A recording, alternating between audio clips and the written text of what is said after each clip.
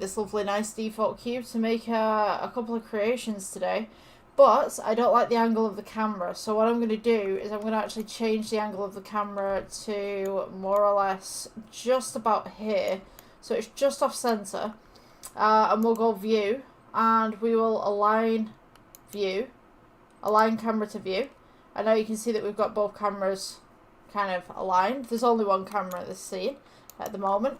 So what I'm going to do, I'm going to go ahead and just delete the light. I'm going to take this default cube right here.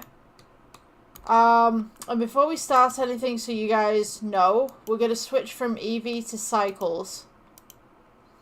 We'll go ahead and we'll go to modifiers, add modifier, and you want to go for wireframe so that we've got something like this.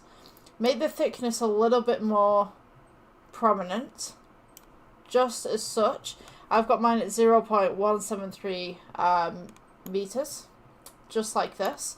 So what I'm going to do, I'm going to shade smooth, so we've got this nice little kind of curvy box thing.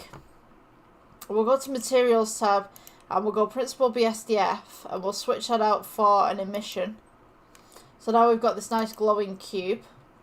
Obviously we've got no background at the moment, but we've got the nice glowing cube. And what I'm going to do is I'm going to take this cube right here, I'm going to shrink it down just ever so slightly, and we're just going to fill the screen with cubes. That is literally all we're doing. Like the easiest tutorial going.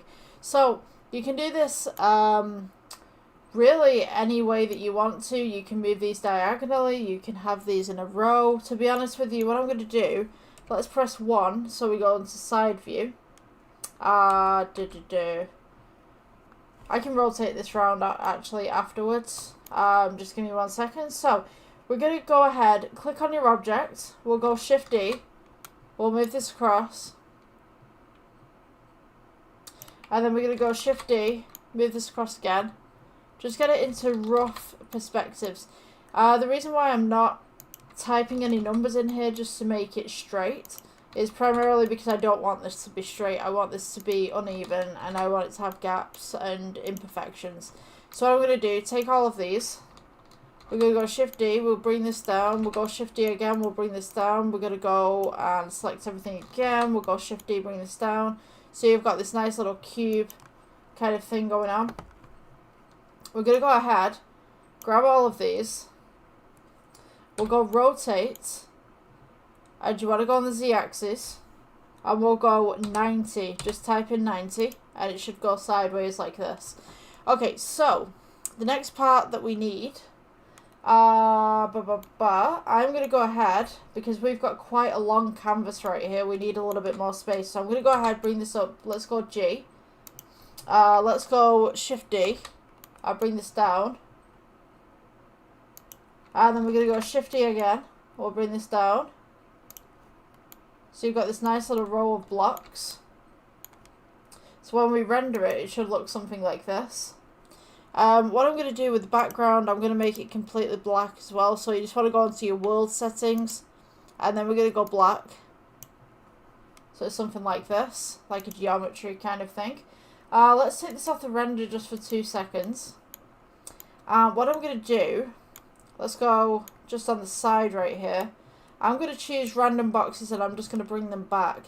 So, you can do this in many different ways. You can select a box from here. You can have it side view. So if you press 1 on this side, so you got side view, yeah? So, here we can see our canvas. We have this beautiful little orange line around the edge, so we can see where the camera's going to sit. If we choose a cube from in here, we can move this back or forward. So we can just go ahead and press G. And just move this back. We can select multiple cubes for this. We're just going to go ahead and do some depth of field as well in the end. So we could go ahead, select a load of these, we could press G. Take these back. Let's go ahead and select a couple on the outside too. Just hold Shift. Sorry, my thing's in the way right here.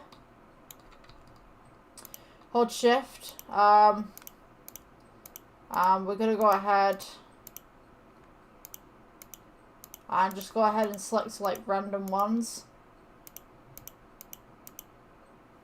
We can press G, bring these forward.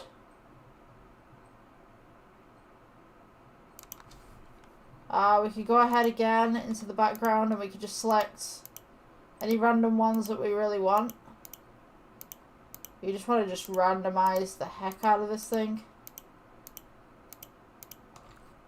You can go ahead and just bring those